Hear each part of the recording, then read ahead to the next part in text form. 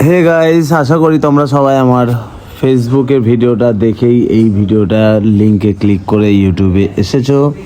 তো যাই হোক, এই বাইসেপস ওয়ার্কআউটটা যে দেখছো, আমি কিন্তু বাইসেপ অ্যান্ড ট্রাইসেপসের ওয়ার্কআউট একদমই করি না।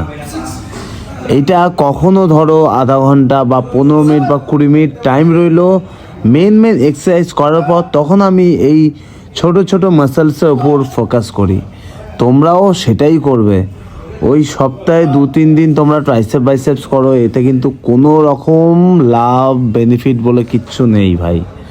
ছোট মাসেলসের ওপর টার্গেট করা মানে বোকামো।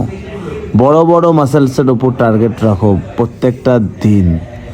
যেমন বলে দিচ্ছি, স্কোয়াট করো, যেমন ডেডলিফট করো, ব্যাক মাসেলস করো, চেস্ট করো, দেন ট্রাইসেপ বাইসেপস যখন সময় হবে লাস্টে করো। ট্রাইসেপ বাইসেপসের ওপর পুরো দিন দিয়ে দিলে আর 2-3 দিন দিয়ে দিলে এটা পুরো বোকামো।